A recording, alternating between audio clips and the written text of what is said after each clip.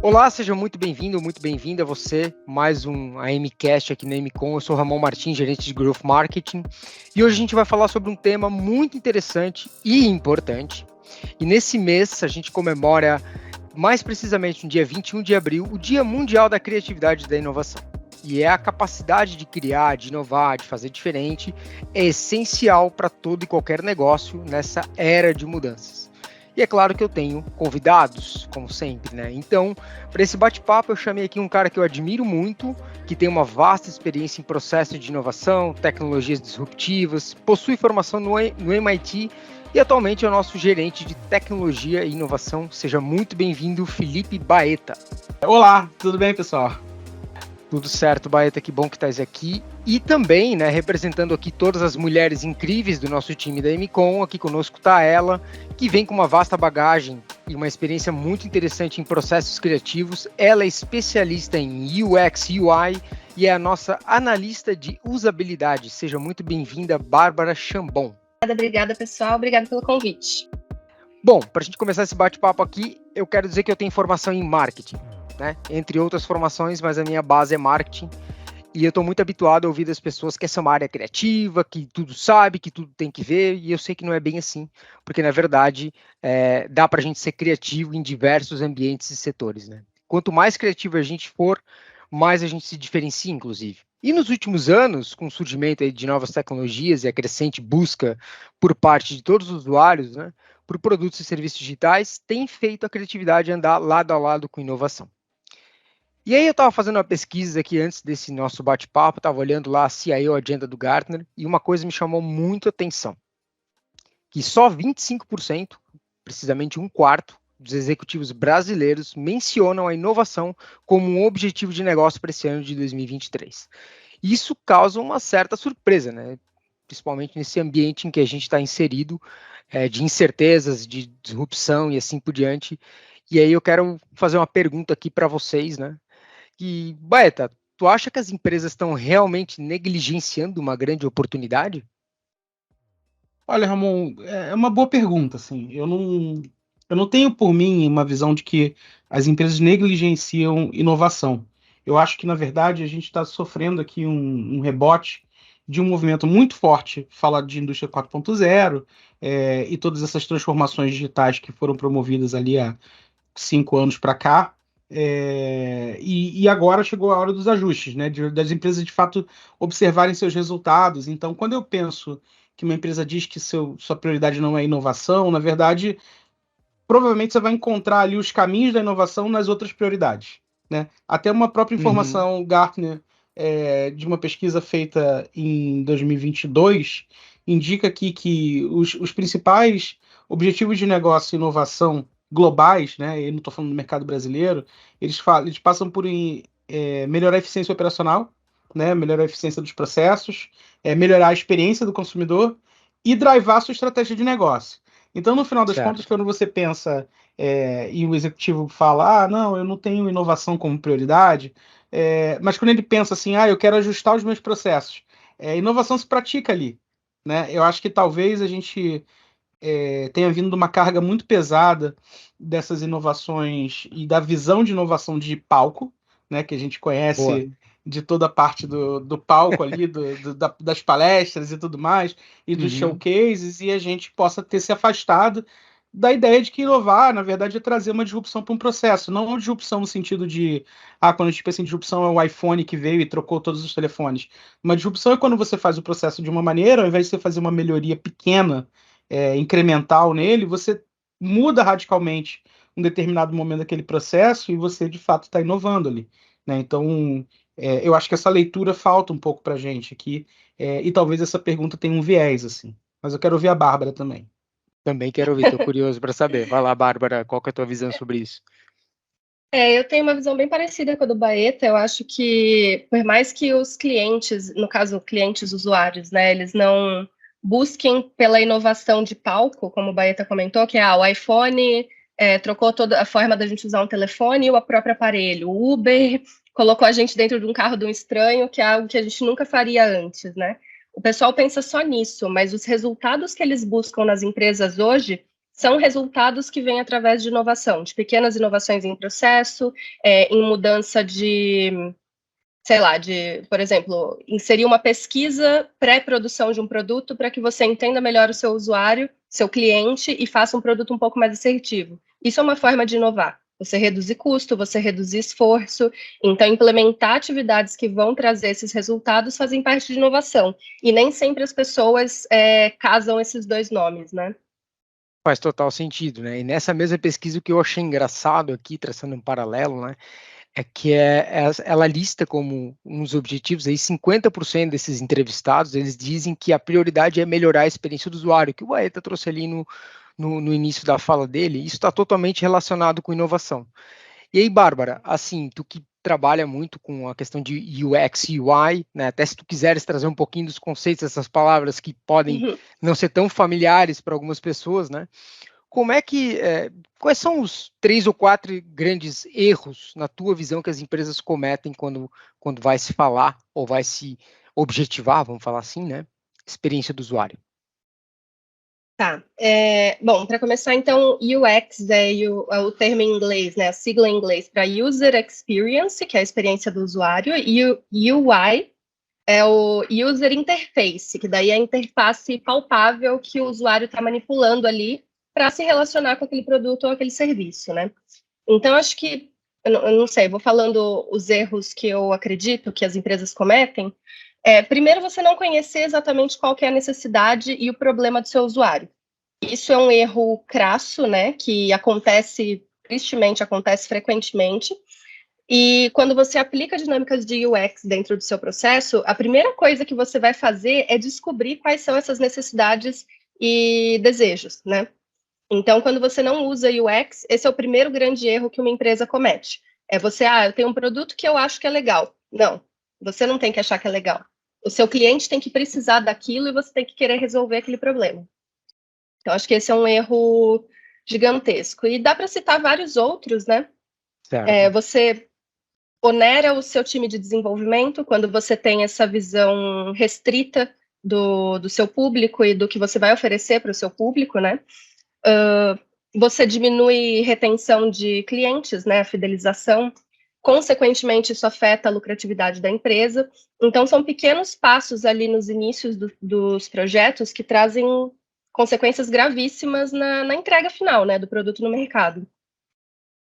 Perfeito. E daí, quando você fala aí também de lucratividade e tudo mais, né?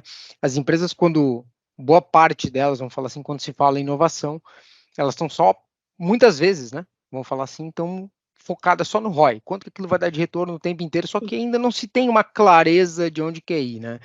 E aí, Baeta, quando tu conduzes, né, os processos de inovação ou faz as descobertas em clientes para novos produtos e serviços digitais, e o cliente está muito focado só em ROI, ele quer saber o quanto que aquilo vai dar de retorno o tempo inteiro. Como é que tu conduz essa visão para, beleza, ok, antes de a gente falar de ROI, vamos falar um pouco mais da descoberta. Como é que é a tua condução? Qual que é a tua recomendação para as empresas nesse sentido? Excelente pergunta, Ramon. O que eu penso é o seguinte: eu por uma etapa da vida, eu já fui muito para um lado da questão da experiência, né? E se falou muito da principalmente com a ascensão da IDEO, Cooper e outras empresas de design de serviço também que apareceram pelo mundo, a Fjord também, algumas outras, se fala muito da questão do design como um elemento estratégico da empresa e produto e serviço, né? Certo. Isso acho que é inegável, acho que a gente conseguiu amadurecer bem essa visão do ponto de vista do design estratégico, mas quando a gente conversa sobre negócio, eu acho que é uma discussão até um pouco polêmica, assim, né? Quando a gente fala dos nossos queridos produteiros, a galera de produto e tudo mais, eu acho que falta esse balanço, tá? Existe um balanço ali entre a experiência do usuário, né, e qual o papel que você exerce do ponto de vista de desenhar aquela experiência, né? É o próprio processo de craft ali. Então você tem uma visão analítica sobre como é o comportamento, a recepção da pessoa, baseado em todo um perfil psicológico, analítico daquele tipo de pessoa que você está analisando, a persona e tal. e você tenta desenhar a melhor experiência. Mas a gente não pode esquecer que as empresas, elas existem para também gerar lucro. E por muitas vezes esse fluxo, ele leva a gente para um viés que é um viés de conversão. A gente, quando fala nós usuários, né? Certo, Que é um certo. viés de conversão. Uhum. Então, eu acho que o problema, assim, as empresas têm se valido muito disso. Eu acho que tem diversos níveis de maturidade. A empresa que não se preocupa com isso, ela não vai prosperar dentro do espaço de competição dela. Tá? A não ser que ela tenha um produto em que a questão da demanda pelo produto seja tão grande que não importa a experiência. Vou dar um exemplo prático, assim. Boa. Acabamos de ter aqui no Rio de Janeiro a final do Campeonato Carioca, Flamengo contra Fluminense, né? Sabe qual é a experiência de comprar um ingresso online? É horrível. É a pior possível, tá? É a pior possível. Porém, a demanda é tão alta que não importa a experiência, porque as coisas se esgotam em minutos. Seja a venda do ingresso para o Rock in Rio, seja para o show do Coldplay, seja para todas essas coisas de alta demanda, você pode perceber que pode haver até uma preocupação em experiência, mas a preocupação da experiência é a continuidade do serviço muito mais do que a experiência boa para quem vai consumir. O que é a continuidade do serviço? Eu quero botar uma fila virtual para você esperar ali 30 minutos para comprar o ingresso, 40 minutos. Olha, se eu cheguei para comprar, por que eu não posso ter uma reserva e uma notificação de que a minha reserva está pronta para comprar? Né? Então, hoje, se preocupa quando você tem um produto de alta demanda, você preocupa, na verdade, na sustentação do negócio, né? Da continuidade.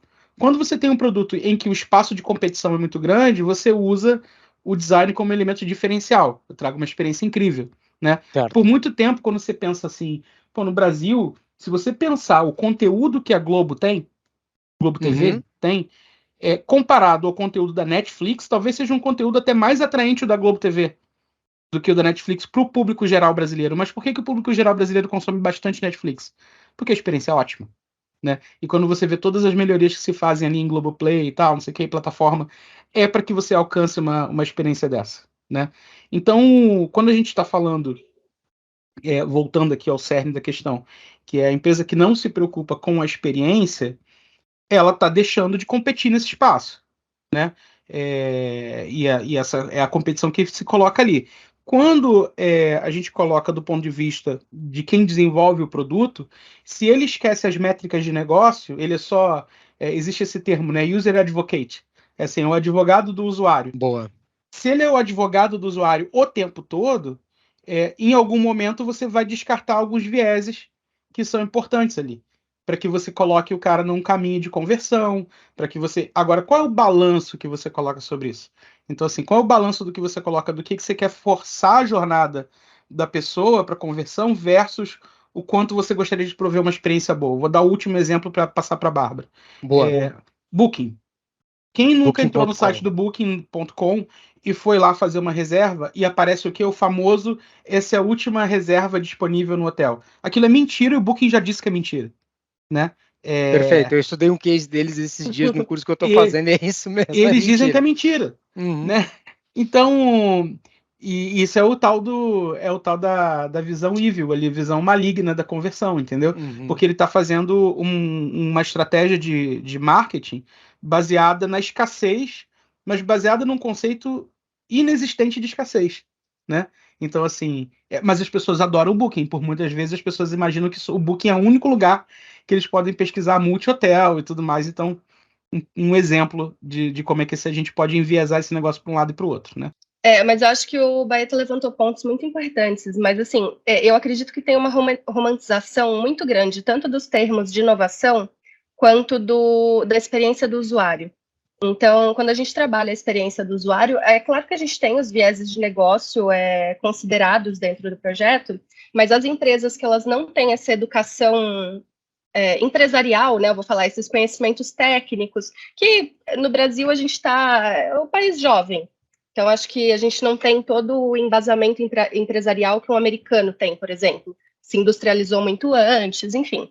A gente ainda está aprendendo muitos conceitos, muitos termos, e a gente romantizou muito a inovação e a experiência do usuário. Eu falo que a gente romantizou esses termos, porque o brasileiro ainda está aprendendo, está amadurecendo nessas questões técnicas empresariais, e a gente já busca soluções de experiência e de inovação dentro das métricas que o brasileiro já tem, só que ele desconhece que são dessas áreas.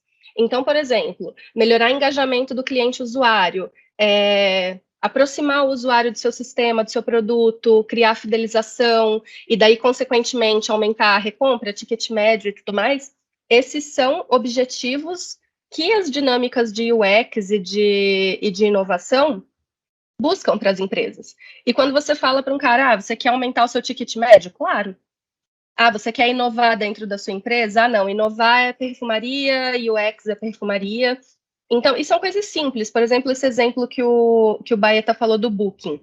A gente sabe que aquele gatilho de escassez é mentira, não é real, mas a hora que a gente reserva aquele quarto, que teoricamente era o último, isso traz uma sensação de recompensa e de que a gente se deu bem tão forte que mesmo falando para todo mundo isso é mentira, o Booking consegue continuar aplicando essa técnica, que o usuário gosta. Então, isso é uma técnica que eu acho que está super alinhada tanto com a questão de negócio, que é forçar o cara a reservar o quarto logo, quanto com associar uma experiência de uso positiva. Então, acho que não necessariamente são coisas que vão se divergindo tanto, mas por ter essa romantização dos termos, a gente tem essa impressão, né? Então, é isso. Excelente a explanação de vocês e a fala de vocês ali, por vezes vocês trouxeram, né, essa dualidade, né, entre aquilo só focado em negócio, né, ou às vezes muito romantizado. E quando se fala em inovação, existe na atmosfera desse assunto, vamos falar assim, né, uma crença de que para inovar tem que ser criativa, a pessoa tem que ser mega criativa, que ela nasceu com esse dom, só algumas pessoas conseguem fazer isso. A provocação aqui para vocês dois, assim, em uma frase, o que é inovação para vocês? Em uma frase? Em uma frase. Boa pergunta. Poder de síntese. É a aplicação da diversidade. Eu acho que inovação é você ser um curioso proativo. Boa. É inovar, é você ter uma curiosidade proativa. Então você tem que olhar as coisas, fuçar nas coisas, né, e mexer, e testar, ver, porque uma hora a boa ideia, a ideia de ouro vem, entendeu? Mas se você estiver parado, ela não vai cair do céu. Ela só vem com um movimento constante. Legal, e eu perguntei isso porque existe um movimento, muitas empresas por vezes contratam, né? A gente precisa inovar, esse assunto está se falando, né? E as pessoas ficam, preciso inovar, o CEO fica, o diretor fica, preciso inovar, precisamos inovar. Ok, temos a solução, vamos contratar um cara de fora, alguém gênio, que vai aqui montar um setor de inovação. E aí, a empresa espera que num curto espaço de tempo ela passe de zero inovação, o que é uma mentira, porque toda empresa de alguma forma inova, né? Vocês concordam comigo, para total inovação. E aí, queria ouvir de vocês aqui, Baeta e Bárbara, vocês não acham que isso tem muito mais a ver com cultura do que com tecnologia e processo? Vocês não acham que é um mix entre essas duas coisas? Como é que vocês enxergam isso? Eu acho. Vou só falar rapidinho aqui, eu acho que é essa questão de ser um curioso proativo. Então, todo mundo dentro de uma empresa tem que inovar e eu acredito que você inova sendo um curioso proativo. Você vai lá, você vê uma coisa, você vê se dá para fazer de um outro jeito, se o outro jeito é melhor, e daí você testa, né? A proatividade vem nessa parte de você buscar novas formas. Então, sim, acho que é cultural da empresa, não um setor específico, é para todo profissional de todas as áreas. Uma área específica, legal, ou um profissional específico, boa. E aí, Baeta, como é que, na tua visão, quais são os aspectos culturais que a empresa tem que olhar para, vamos falar assim, promover um ambiente fértil para a inovação? Legal. Queria só puxar o gancho anterior que você falou da questão do nascer criativo, né? Boa. O pessoal brinca, é o alecrim dourado da inovação. Alecrim dourado. O Steve Jobs, é o Jeff Bezos, né? Todo mundo adora mais esses caras, assim. Tem uma história muito boa de que o Steve Jobs era o maior detrator da ideia do iPhone, né? O Fadel, que pegou a turma toda lá e pegou um iPod e modificou o iPod para colocar o telefone, foi que saiu a primeira versão do iPhone. O Steve Jobs era terminantemente contra. né? E eu lembro quando eu estava lendo sobre isso, a Apple tinha lançado um Motorola Rocker que tinha acesso ao iTunes, e aí o Fadel disse para o Steve Jobs: está na hora da gente parar de botar os nossos produtos nos outros fabricantes e a gente criar o nosso produto. E aí isso foi. E todo mundo acha que foi o Jobs que começou a história do iPhone, né? Então a gente gosta muito desse marketing, né? Outro dia eu vi um dado impressionante, assim, de que tem 9 anos seguidos que o Elon Musk diz que no ano seguinte a Tesla vai ter o carro autônomo. É Pronto, no verdade. mercado. Né? 9 anos seguidos em que ele faz isso. Então, na verdade, eu tenho uma base de formação e uma visão de inovação diferente dessa inovação de heróis, assim. Eu tenho uma história muito legal para contar de um cara chamado Paul F. Levy. Ele é um americano, ele é da área de Boston, ele foi CEO de um hospital chamado Beth Israel Deaconess Medical Center, alguma coisa assim, tá? E ele foi um dos professores lá que passou o dia com a gente num dos cursos, né? E ele contou uma história incrível, assim, sobre... assim que ele assumiu, ele criou um blog, esse blog chamava Running a Hospital, dirigindo um hospital. E aí, o que ele fez? Ele tinha umas taxas de infecção generalizada muito altas no hospital, inaceitáveis, inclusive, para o padrão e tudo mais. E aí ele começou a publicar diariamente, semanalmente, na verdade, as taxas no blog dele. E todas as pessoas do hospital ficaram revoltadas com ele, porque isso era um fato para se esconder, não era um fato para se publicar. Sabe o que aconteceu com esse movimento? Todas as taxas de infecção generalizada do hospital caíram drasticamente. Por quê? Sabe por quê? Porque as pessoas começaram a se preocupar porque essa informação estava sendo exposta. Né? Aí são as carreiras, aí são as coisas. Isso é um dado curioso. E outro dado curioso é que ele conta que ele prezava muito por essa visão de que as pessoas teriam que ter voz dentro da organização. E se fala muito dentro desse grupo do Sloan, que é a escola de administração do MIT, fala muito da visão das organizações que aprendem, as learning organizations, né? Então, as organizações que aprendem são as primeiras organizações que estão abertas a resolver os problemas e ou conhecer os problemas. Então, se você tem uma organização em que ela só fala das suas qualidades, mesmo que externamente fale das suas qualidades, mas internamente talvez ela não fale dos seus problemas. Por quê? Porque é uma falha, é uma carreira, é uma pessoa, é um emprego, é uma família, né? E todas essas relações, e existe uma sensibilidade muito grande entre se as pessoas estão dispostas a serem abertas a contar os seus problemas e terem conversas difíceis, porque isso impacta na sua percepção de sucesso. Então a gente tem uma visão no mundo de que o sucesso é a pessoa que não falha. E na verdade, sucesso geralmente ele vem com uma série de falhas, porque aí vem o aprendizado, né? E o mesmo com a Então, inovação. mesmo com a inovação. Então ele conta uma história de uma senhora que ela era uma trabalhadora de baixa qualificação e tal, e ela basicamente empurrava os carrinhos de um lado para o outro para transportar material de exames e tudo mais. E ela contou a história do exame de câncer de mama, se eu não me engano, que era feito não só com mamografia, mas também era feito com exame de sangue também. E aí as mulheres iam lá e tinha primeiro 1 ano, depois de uma certa idade, todo ano, e depois diminuía para 6 meses, depois diminuía para não sei o quê. Só que o ciclo do câncer era um ciclo muito mais rápido do que esse intervalo. Então, essa moça que empurrar o carrinho, dela perceber isso, ela deu a ideia de que, na verdade, o hospital antecipasse os testes e não esperasse o ciclo. Porque numa antecipação, por muitas vezes você pegava lá e você, vou agendar só para 6 meses depois. Mas eu tinha uma janela de oportunidade, porque eu tinha um profissional, eu tinha tudo, eu podia trazer aquelas pessoas para fazer o exame naquele dia. Eles reduziram em 40%, se eu não me engano, a incidência a incidência de câncer na população que eles atendiam ali. Não é a incidência, mas o tratamento antecipado sobre câncer de mama. Aí essa moça ela ganhou um cheque de presente, e esse cheque valia mais que 5 salários dela, e ela, na verdade, ficou super feliz, essa coisa do reconhecimento, e o hospital começou de fato a andar para frente, melhorar muito. E esse cara foi demitido do hospital, pelo conselho de administração do hospital. Sabe por quê? Porque quando o hospital estava ruim, ele era um dos piores da América, na classificação geral, ele dava mais lucro do que quando ele estava entre os top 20 da América, se eu não me engano. Você acredita nisso? E ele foi demitido. É difícil de acreditar. Ele conta essa história. Esse cara, ele é um cara fantástico, assim. Ele, na verdade, é técnico de... Ele trabalhou com diversas coisas nos Estados Unidos e tal, com energia, mas ele é técnico de futebol, futebol, soccer, de meninas, Uhum, de escola. entendi. Então, ele escreveu um livro que chama O Objetivo é Jogar.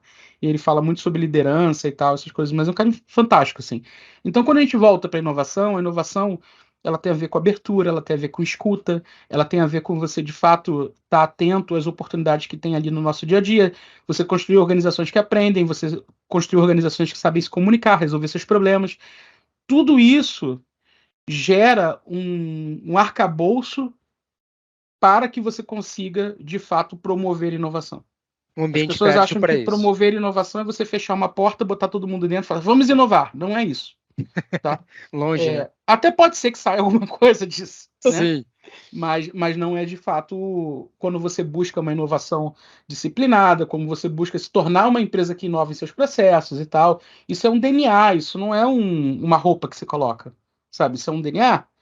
Então, essa aqui talvez seja a mensagem mais importante que eu acho dentro desse contexto, assim, do que é o herói versus o que não é e tudo mais, tá? Olhar para a cultura, escutar bastante, né? E aí, Bárbara, tu que trabalha com UX, UI, não só isso, é óbvio, né?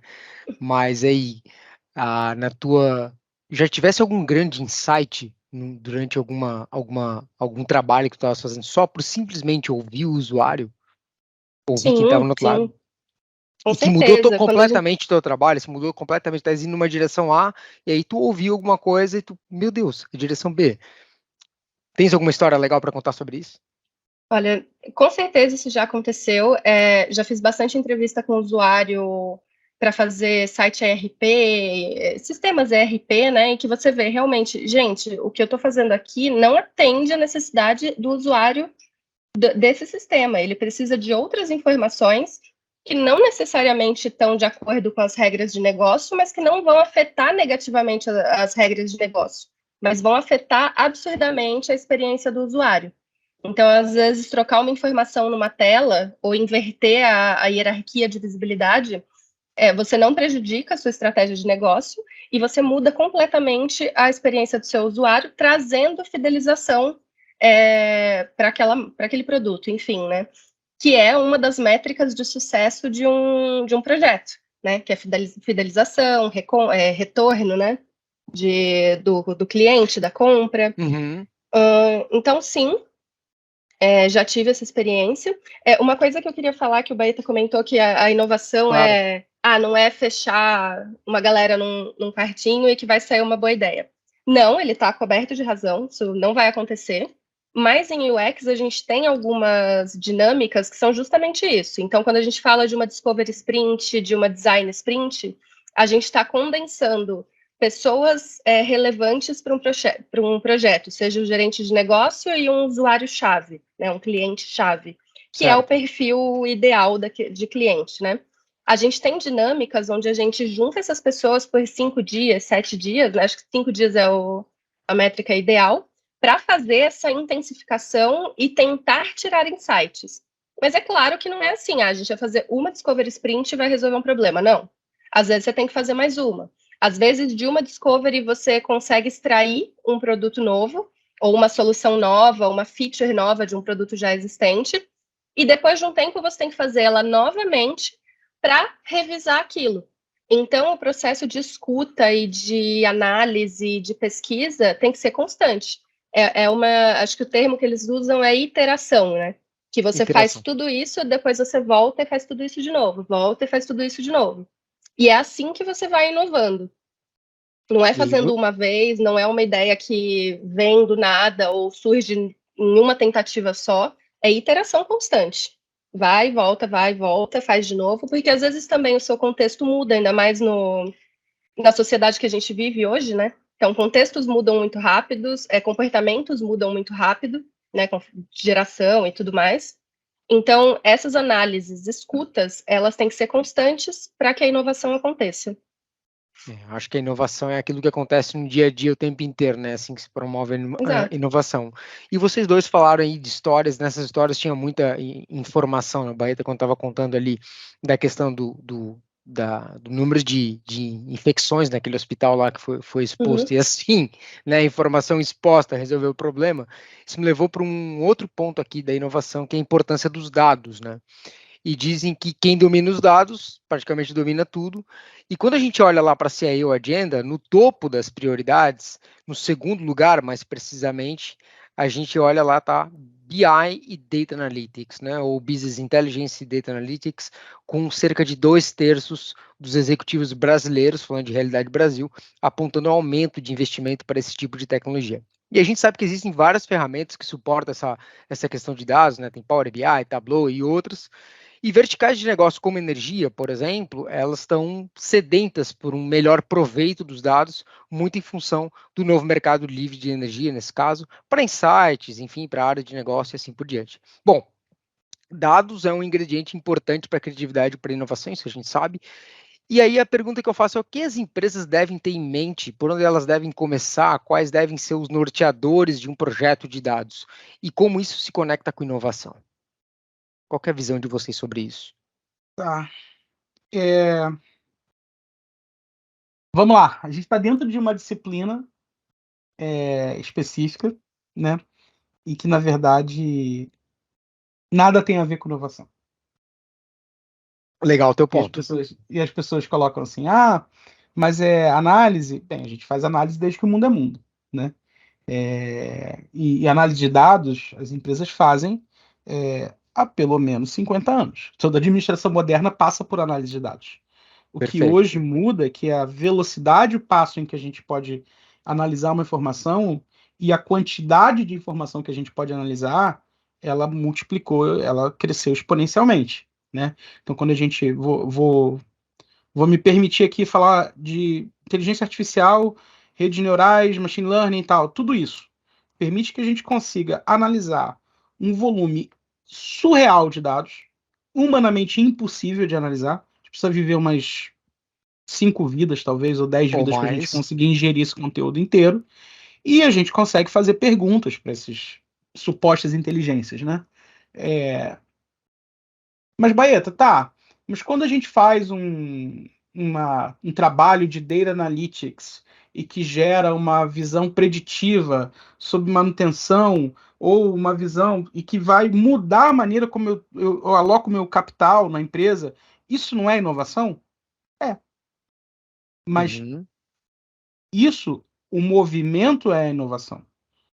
Data Analytics não é inovação. Data Analytics é um domínio do conhecimento que a Uma gente está disciplina. aplicando para que a gente provoque um processo de inovação. O processo de inovação, ele não, as pessoas acreditam o tempo todo que passa por tecnologia, mas tecnologia são as ferramentas que a gente usa para tentar inovar dentro de uma disciplina. Tá? Então, na verdade, quando a gente fala de inovação, eu tenho um problema a ser resolvido. Sempre. Tá? E esse problema, hoje, provavelmente, ele é resolvido da maneira A, ou ele não é resolvido. Quando eu penso em inovar, o que eu penso? Beleza, quais são as estratégias que eu posso aplicar de maneira em que eu consiga ter um desenho de uma solução que vai mudar a maneira como eu tenho o resultado, ou que vai me trazer um resultado que eu não tenho hoje. Tá? Então, quando a gente fala assim, em muitas empresas, e a gente discute, por exemplo, vamos trabalhar uma jornada de inovação numa empresa. As pessoas acham que a jornada de inovação é adotar cloud, é adotar mobile, é adotar analytics, é adotar low code. Não. A jornada de inovação de uma empresa é você inferir onde estão as maiores dores dessa empresa, por que essas dores ainda persistem e quais são as oportunidades que a gente pode criar de maneira disciplinada, porque eu preciso alocar o capital de uma maneira organizada, para que eu possa tentar resolver essas dores. Beto, mas isso é PDCA. Mas PDCA também é inovação.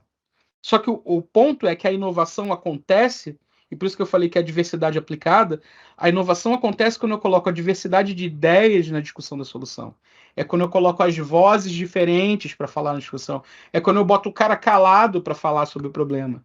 Quando a Bárbara fala para mim assim, e que eu acho bom assim a gente falar disso. Mas quando eu faço um processo de design sprint ou uma inception e tal, eu trago inovação. Mas a Design Sprint e a Inception é uma ferramenta que conduz a um processo, que expõe as pessoas a um contexto, que permite que elas coloquem as ideias dela e levantem os problemas, organizem a prioridade dos impactos desses problemas e tudo mais, e tenham ideias e possam exercer sua criatividade de como pode ser resolvido aquele problema, né? Perfeito.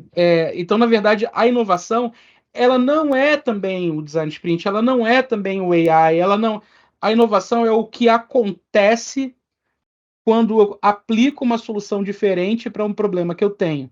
Então, a inovação é o que acontece, a inovação não é o que eu faço. Entendeu? Então eu posso fazer um monte de coisa e eu posso não ter inovado no fim porque eu posso não resolver o problema.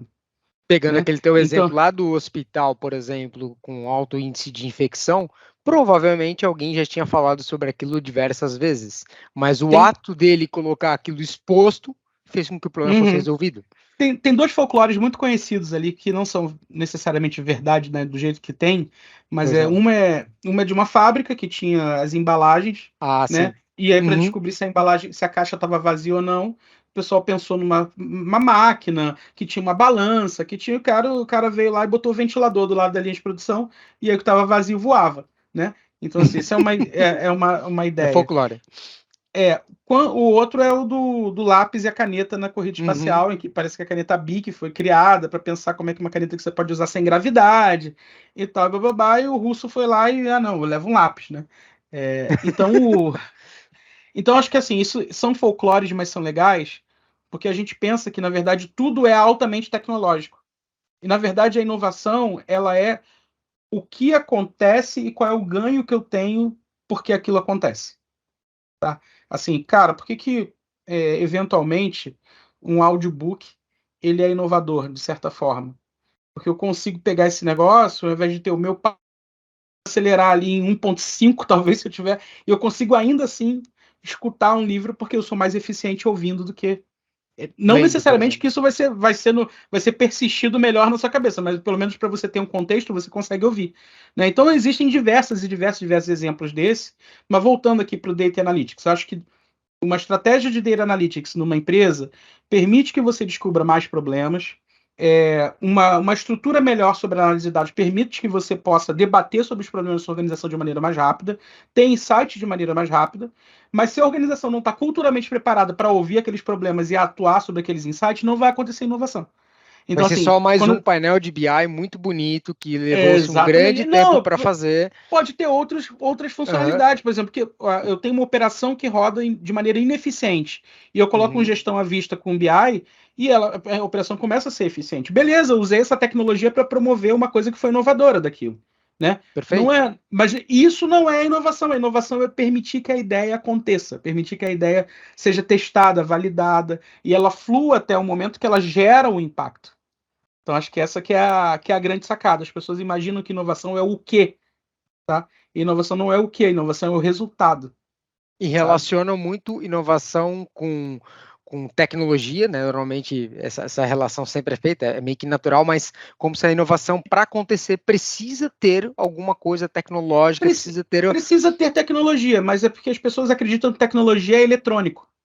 Certo, Tecnologia não é eletrônico, tecnologia é um método ou uma técnica para você resolver alguma coisa. perfeito. Então, quando você vai no quiroprata e ele faz aquelas coisas para acertar sua coluna, aquilo é tecnologia, tá? Mas não é eletrônica, entendeu? Então, Perfeito. quando a gente às vezes acredita que tecnologia é só o eletrônico, e não é. Boa, o Bárbara, quer comentar alguma coisa sobre isso?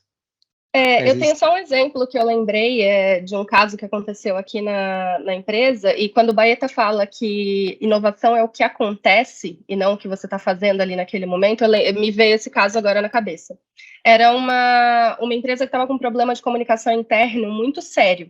Então, eles Uhum. tinham descentralização dos dados e dos arquivos, descentralização dos responsáveis por cada área.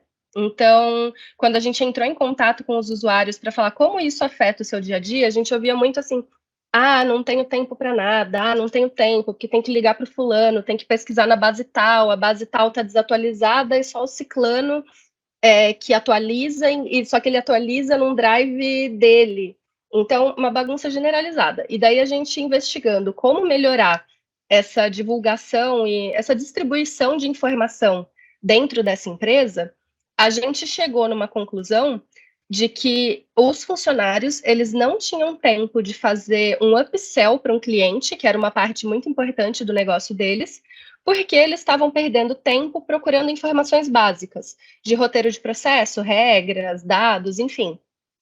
E daí, quando a gente chegou para o cliente falando assim, olha, vocês têm esse problema de descentralização, a gente precisa arrumar isso dentro do processo de vocês, mas uma métrica que a gente vai querer utilizar como índice de sucesso desse projeto é o aumento do seu ticket médio.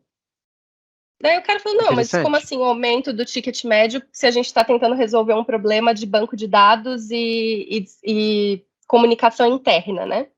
O que acontece é o seguinte, a partir do momento que o seu funcionário fica num telefone falando internamente com pessoas e tentando descobrir uma informação que deveria ser de fácil acesso para ele não está falando com os clientes da empresa. Eles estão se comunicando internamente e não fora.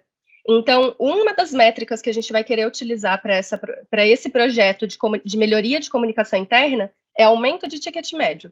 Eles, nossa, super inovador. E assim, a gente não estava olhando para essa métrica. A gente foi descobrindo e esse insight aconteceu por causa dessas ferramentas de intensificação desse processo de inovação, né, que são essas dinâmicas de UX. Então, através delas, a gente chegou num processo de inovação que não necessariamente tinha a ver com o projeto. Então, acho que isso está muito alinhado com o que o Baeta fala, que é inovação, ela acontece quando você pratica esse tipo de atividade, esse tipo de pensamento, esse tipo de cultura. E vai acontecendo em vários pontos das empresas, né? Então, quando ele falou isso, me veio esse exemplo na cabeça e eu acho muito bacana. Excelente exemplo. Acho que o nosso papel é muito de promover isso, né, Baeta? Eu acho assim, eu acho que passa por tudo isso, né? Eu gosto de falar de 10 coisas. Sempre gosto de falar de 10 coisas que a gente deve fazer e prestar atenção quando a gente fala dessa coisa, eu quero inovar, né? Vai lá, 10 coisas. São 10 coisas. São 10 coisas, uma lista de 10 coisas não são longas, né? Mas assim, que eu queria compartilhar? Essas 10 coisas antes da gente acabar. E, assim, não é longo. É assim, número 1, entender o problema que você tem que trabalhar. Isso é básico, né? Mas será que a gente entende realmente o problema? Número 2, que as pessoas talvez não entendam. Por trás de todo problema, tem valores humanos envolvidos. Tá? Eu gosto muito de uma fala de um cara que chama Gary Vee, é um cara de marketing, você deve conhecer, né, Ramon? Ele fala assim, você precisa entender o que o seu funcionário entende como valor. Ele não vai vestir a camisa da empresa, ele não vai não sei o quê, isso é tudo balela. Se o teu funcionário, para ele, felicidade é ele ir na sexta-feira no recital de balé da filha dele na escola, faça de tudo para que ele vá no recital da filha dele de balé da escola. Boa. Você não precisa dar bônus para ele, você não precisa dar nada, mas isso é o valor humano por trás. Então, por trás de todo conflito que a gente encontra, tem valores humanos associados ali, interesses também, né? O terceiro é que você precisa tangibilizar esses valores. Então, na sua entrega, você deve sempre pensar como é que você tangibiliza esse valor e entrega esse valor de volta para aquelas pessoas interessadas, né? O quarto é projetar relacionamentos e não transações. Então, quando a gente pensa, o cara, cabeça de engenheiro, né? Eu tenho um pé nos dois mundos, sou cabeça de engenheiro, eu tenho essa transação para executar. Mas, do ponto de vista de pessoas, elas estão sempre entendendo isso como um relacionamento. Então, você tem um relacionamento com o seu banco, lembra? O gerente de relacionamento, você tem um relacionamento com sua academia, você tem um relacionamento com não sei o quê. Tanto que as empresas começaram a aplicar o conceito de sucesso do cliente. Né? Como é que o cliente tem sucesso dentro da minha proposta de valor? Né? Então, assim, a gente às vezes esquece disso. A gente projeta, na verdade, a transação. Quando as pessoas falam assim, eu não quero, eu não gostaria que uma pessoa de UX, eu não preciso de UX aqui no meu projeto. Né? Então, beleza. Então, você não está preocupado com as pessoas que vão acessar esse... Porque, com certeza, um engenheiro, ele não necessariamente é a melhor pessoa para desenhar uma experiência para uma pessoa. Ele pode participar do processo, obviamente, com as limitações técnicas, o que é possível, o que não é possível e tal. Mas, do ponto de vista de perspectiva, você precisa de um profissional para te ajudar. Quinta coisa, traga diferença para o projeto, porque a diversidade é que enriquece a coisa. Então, toda vez que você tem uma fala que fala assim, se você procura amigos, procure os amigos que discordem de você, os amigos que concordam com você, não estão te adicionando absolutamente nada. Coitado dos amigos, mas A grande verdade é que você precisa de Perfeito. pessoas divergentes, né? Perfeito. Isso, na verdade, enriquece. E Tem até aí, pesquisas, né, Baita, desculpa te interromper ali, mas tem claro, fica à pesquisas vontade. aí que comprovam isso, né? Que quanto mais diversidade se tem na empresa, maior a capacidade de inovação dela. Salvo engano, Exato. a Então, Accenture foi uma empresa que conseguiu fazer essa pesquisa e fez a relação entre as coisas. muitas visões diferentes, cara. Eu Perfeito. gosto de um papo da IDEO, que quando eles estavam fazendo um descascador de legume, Uhum. que eles, para desenhar o descascador de legume, eles pegaram uma criança e uma pessoa idosa com osteoporose. Porque falou, se você desenha para essas duas pessoas aqui, você cobriu tudo, né? Mas, Boa. enfim, muito se fala de multidisciplinaridade. Eu ouvi essa palavra com a Yun Lee, que é a pesquisadora lá da MIT, que deu uma aula incrível pra gente, e ela usa o termo pluridisciplinaridade. Porque multi é pouco, tem que ser plural, Interessante. entendeu? Então, assim, não é só multidisciplinar, é pluridisciplinar. Então, quanto mais você conseguir, melhor. Trazer essa diversidade ali, né? A outra coisa é que por muitas vezes a gente acha que a pessoa que trabalha com inovação, ela é a pessoa que traz as soluções. Na verdade, ela é uma condutora. Então, seja um condutor do processo. Não seja você o dono do processo, seja um condutor desse processo, né? O sétimo é com flagelo da otimização. E aí eu não tenho, talvez eu vou tentar descrever, mas não vou fazer jus ao que é. Mas antigamente, nos Estados Unidos, existia uma refeição que vendia congelada e ela era uma bandejinha de alumínio, né? E ela, na verdade, é o turkey dinner. Então, tinha outros pratos também, mas basicamente era um arroz ali, com uma ervilha e o peru, mas era uma bandeja de alumínio, você tacava aquele negócio no forno, parecia um pratinho de presidiário, assim, né? E Uhum. aquilo era super otimizado, né? Mas qual era o teu prazer em ingerir aquele alimento? Não parecia peru. Não parecia, a única coisa que parecia era a própria ervilha. Né? Então, assim, beleza, otimizei, tenho um custo otimizado, eu tenho experiência otimizada, eu tenho não sei o que otimizado, mas eu perdi o prazer daquilo. Né? Então, eu gosto de pessoas que abdicam de almoçar para tomar o shake, né? Certo. Beleza, posso ser eficiente, mas eu perco alguma coisa ali, né? Então, Uhum. sempre pensar qual é o flagelo da otimização. O mais importante é experimentar mais em menor escala e validar mais com hipóteses testáveis. Então, assim, toda vez que você fala de inovação, fala, experimenta mais, porque quando você experimenta mais, você reduz a incerteza. Mas você deveria reduzir a incerteza gastando um rio de capital? Não. Você pode reduzir o tamanho da sua experiência para que você seja validando essas hipóteses e vá crescendo quanto você aporta capital ali, né? O nono é quebrar silo, trabalhar conectado, ser aberto e atento a novas ideias. Ou seja, toda vez que você tem essa visão de que eu tô aqui no meu mundinho, fulano tá no outro mundinho, fulano tá no outro mundinho, não se conecta, eu não tô trazendo a tal diversidade.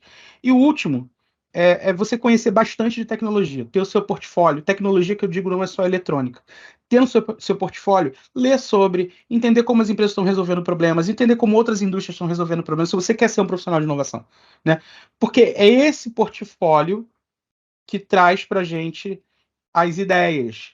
Tem um documentário chamado Everything's a Remix. Tudo é um remix. Várias dicas do Porque, Baeta aqui para quem está ouvindo em documentário, porque livro. é, A gente vai botar isso na e descrição assim, a, do. a Bárbara é bem mais nova que eu, mas quando eu Aham. fiz faculdade de design, a internet não bombava tanto assim como hoje, então a gente ficava louco por uns livros, esqueci o nome da editora agora, específica, mas os livros de design. E aí o cara tinha o carinha da banca de livros lá na faculdade, no térreo da faculdade, vendendo os livrinhos de design. E a gente ficava louco tentando, e os livros custavam uma fortuna, a gente ficava louco para tentar juntar uma grana para comprar o livro de design. Não adianta tirar xerox, esse livro de design colorido, gente, pelo amor de Deus. Então, é, então e muitos dos meus colegas que seguiram na profissão de designer gráfico, essa variedade, esse portfólio é fundamental na criatividade. Então, você assistir exposições, você conhecer artistas. Por isso que, na verdade, o pessoal brinca que o designer ele é o nerd da cultura pop, mas, na verdade, é porque isso é uma questão da sobrevivência É real. daquela visão artística ali dele, né? Eu vou deixar a Bárbara falar mais dessa parte. Mas quando você tem um portfólio de coisas, você começa. Quer ver um exemplo das pessoas que são monotemáticas? Eu quero uberizar o meu processo de negócio. Eu quero uberizar o meu. Todo mundo quer uberizar o processo de negócio. As pessoas sabem nem o que é uberizar, mas ela quer uberizar o processo de negócio dela. Né?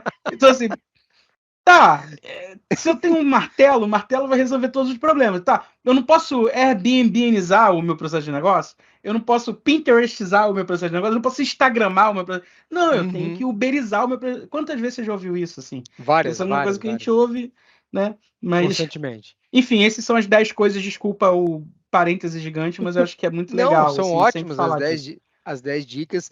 E eu acho que ali, o final delas ali, você fala muito sobre enriquecer repertório e referência, né? E Uhum. aí, acho que a Bárbara, provavelmente, ela tem boas dicas para dar sobre Eu isso, não tenho um só para quem é. comentário para fazer sobre isso. Ah, por favor, eu quero te ouvir. Bem curioso. Mas aí, Quando o Baeta apontou essa questão da otimização e da diversidade, que, claro, deságua em inovação, eu lembrei de um exemplo bacana que a gente até discutiu num evento para mulheres aqui da MCOM, legal. que é sobre uma cientista da computação americana, né? Ela chama Joy Buolanwini. Eu não sei se estou pronunciando o nome certo, mas depois pode deixar nas referências. Perfeito. Que é uma ativista ela chama de combater o viés algorítmico.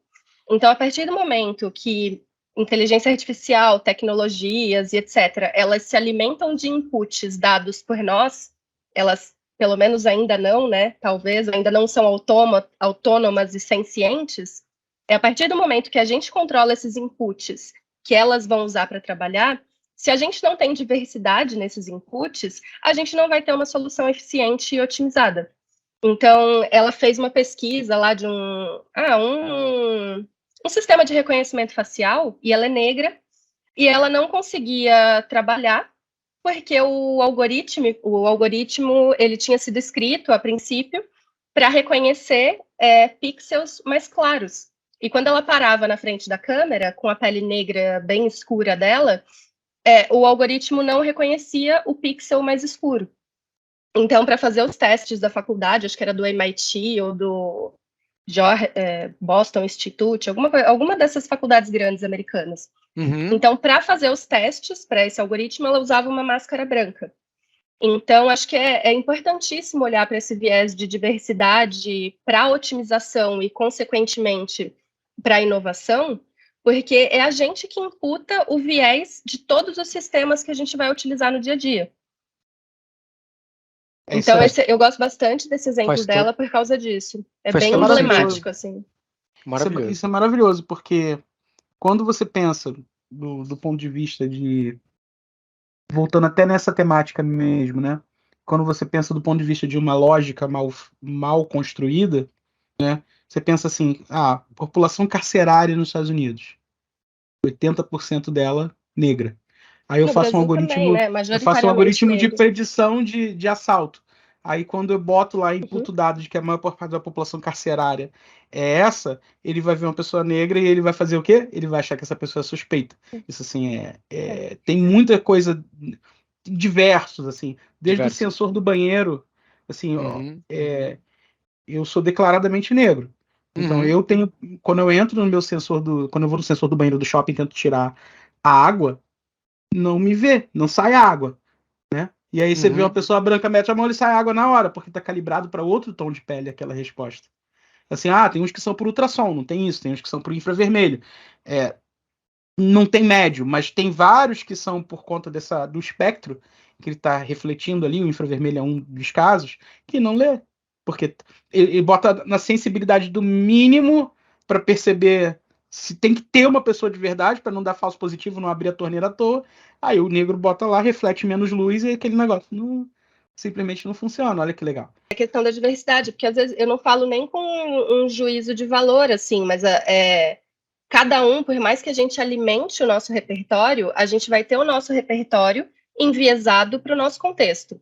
Então, a diversidade, ela vem para trazer outros repertórios. Não significa que a gente não tenha que constantemente alimentar o nosso, mas o nosso repertório, ele está enviesado pelo nosso contexto, pela cor da nossa pele, pelo nosso gênero, pelo bairro que a gente mora, enfim. E quando a gente abre a diversidade, você já alimenta... inovação, né? Você já alimenta repertórios diferentes dentro da sua cultura empresarial, dentro dos seus sistemas. Você prevê esse tipo de problema com antecedência, porque você está analisando vários contextos nos testes de uso, de usabilidade, enfim, e, consequentemente, você inova. Porque você vai ver isso antes de outra concorrente, outra empresa, enfim, que não está trabalhando essas questões básicas, né? Porque o pessoal também acha que diversidade é mimimi. Mas não é. Já se Impacta provou que não é, né? diretamente na receita do seu negócio. Com certeza. E aí, assim, ó, o nosso papo tá excelente e eu quero agora propor um bate-bola, né? Vocês já deram várias dicas durante a fala de vocês e é engraçado quando a gente estava pensando esse podcast aqui, esse MCast, eu no fundo eu sabia, cara, vai surgir muita coisa diferente, ainda mais falando com o Baeta e falando com a Bárbara, que para mim são dois profissionais de referência. Obrigada. E eu queria propor aqui um bate-bola pra gente aqui, vocês topam? Essas são perguntas surpresas, ok? De frente com o Ramon. De frente com o Ramon, boa. Primeira delas, vamos lá. Trabalhar com criatividade, com inovação, com marketing, com novas tecnologias, enfim, exige uma certa energia, exige estar bem, vamos falar assim, né? E eu quero saber de vocês o seguinte: o que vocês fazem para manter essa massa cinzenta, conhecida como cérebro, né? O que vocês fazem para manter essa massa, essa máquina e corpo em sinergia saudável? Excelente pergunta. Eu pratico exercício, pratico esporte. Porque assim, o esporte, na verdade, ele é o principal condutor da gente continuar, né? Tem um outro esporte que eu tenho, que é ter filhos, né? Eu tenho uma filha. Legal. Mas de um certo tempo para cá, eu tenho sido abduzido pelo YouTube. E às vezes ele me ganha mais que meus livros, mas eu sempre fui muito de ler, muito de estudar e de ouvir. Eu sou muito curioso. Eu acho que assim, primeira coisa que a gente não deve matar nas crianças é a curiosidade. Mas a gente fica irritado e a criança, porque pergunta muito, mas por quê? Mas por quê? Mas por quê? Mas quando a gente começa a aplicar aquele, não é porque é porque não sei o quê, para de perguntar. Você tá ali, você tá matando uma curiosa, uma pessoa curiosa, né? As crianças geralmente nascem curiosas. Elas não são. Difícil o caso você ver essa criança, não sou curiosa. Não, nasci não curiosa. Geralmente os pais cortam a curiosidade. Então acho que a curiosidade é o fio condutor para que você tenha uma diversidade maior de ideias, de assuntos, assim. Eu como todo bom designer, não porque eu sou um bom designer, mas como todo designer, eu tenho, assim como vários dos meus colegas, essa pluralidade na vida, assim. Eu gosto de música, eu toco instrumentos, eu toco 5 instrumentos musicais, eu gosto de marcenaria, faço coisas em marcenaria, arrumo as coisas da minha casa, eu fiz o projeto de arquitetura da minha casa, e não sei o que, sou curioso para ali, curioso para aqui, eu jogo videogame, eu tenho um simulador de Fórmula 1, eu não sei o que, eu não tenho hoje tempo para fazer tudo que eu gostaria, mas essa curiosidade, ela, na verdade, ela permite que você vá além, entendeu? Ela permite que você saia da sua caixa. Assim, aquelas frases que a gente ouvia Revolução Industrial Inglesa, né? Do tipo, eu sou uma pessoa de humanas, eu sou uma pessoa de exatas, eu sou... Não, bicho, você é uma pessoa.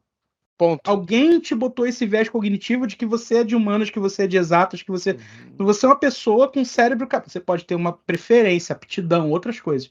Mas todo mundo é capaz de tocar um instrumento, todo mundo é capaz de andar de bicicleta, todo mundo é capaz de ler um livro até o fim, todo mundo é capaz de estudar sobre um determinado assunto e falar razoavelmente sobre ele. Então, assim, nós somos capazes disso.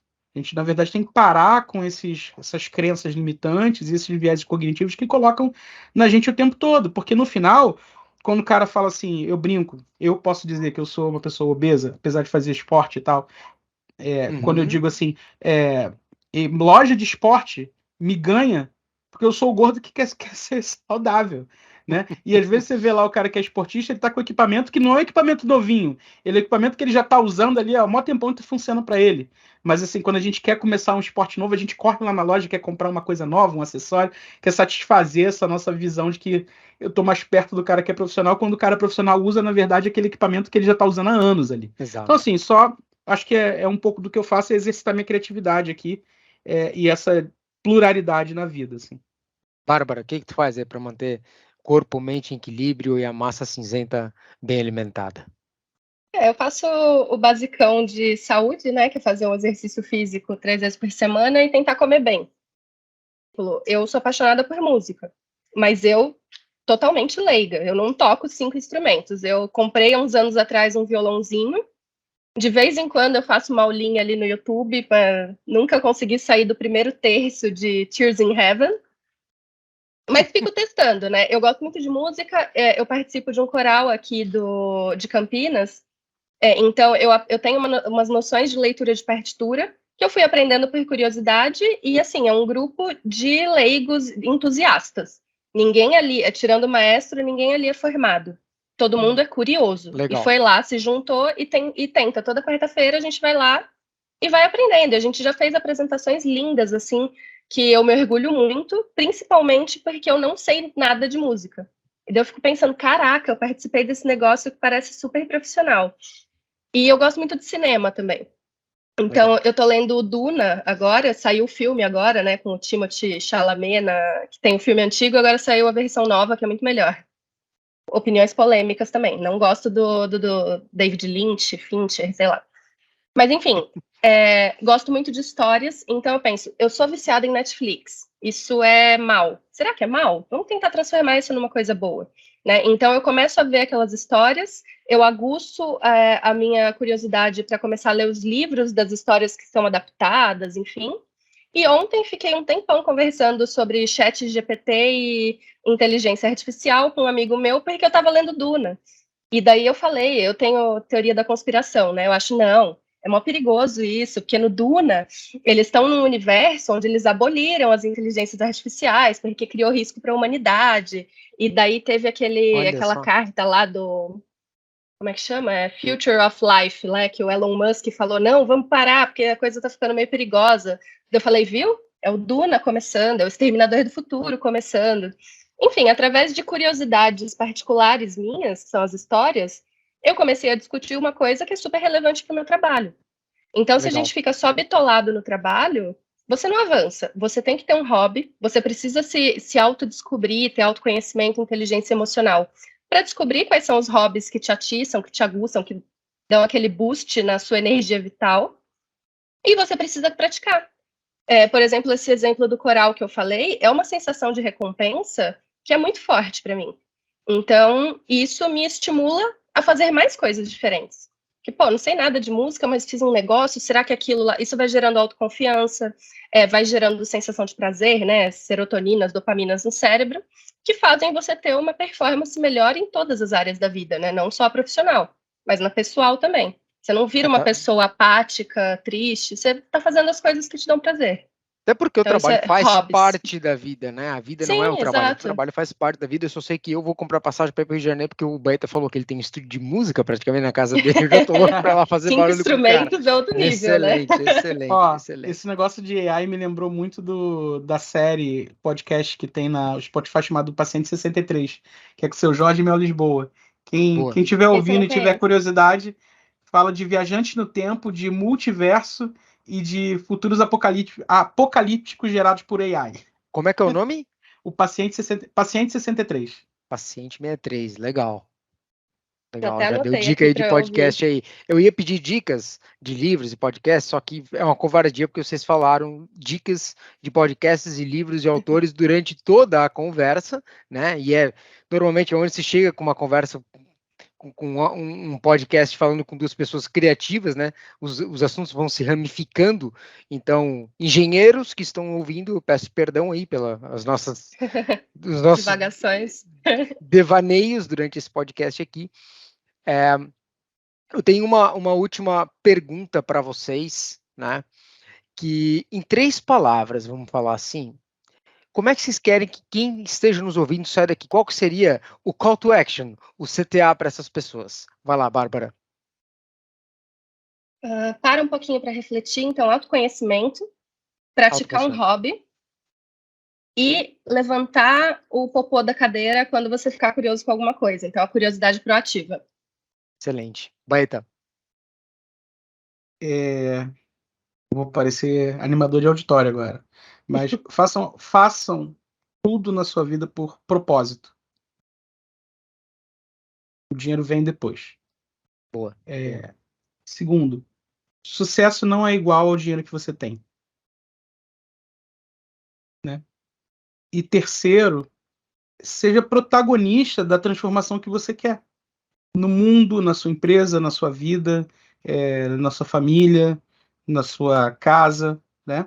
Então, muitas vezes a gente espera e a gente se coloca numa situação em que a gente espera que algo mude, mas as pessoas não têm coragem de protagonizar a mudança. Porque você passa por um processo quando você faz isso, você descobre as suas fraquezas, você se expõe, você fica vulnerável. Inclusive, assistam A Coragem de Ser Vulnerável. Mais uma dica do Baeta aí. É o que mais visto do mundo. Tá na Netflix e tem no TED Talk. É o TED Talk mais visto do mundo, é o da Brené Brown. Né? Então, tenha coragem ali e seja promotor dessa mudança. Muitas vezes a gente senta num lugar em que a gente aponta muito o dedo sobre os problemas, mas nós somos parte do problema. Isso em tudo, tá, gente? Então, são as 3 coisas que eu diria, assim. Grande reflexão do Baeta aí. Baeta e Bárbara, eu agradeço muito a presença de vocês, a participação de vocês aqui, esse tempinho que vocês tiraram em plena terça-feira. Realmente, obrigado pela participação de vocês. Até uma próxima, eu vou chamar vocês de novo, podem esperar, né, para a gente fazer a segunda rodada aqui. E a gente chega ao fim, então, de mais um AMcast. Muito obrigado a você também que nos acompanhou aqui nessa conversa.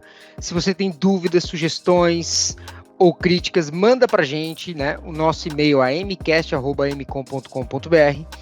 Venha ser um protagonista aqui na Amcom também. A gente está com centenas de vagas abertas. Até o próximo episódio. Forte abraço e tchau.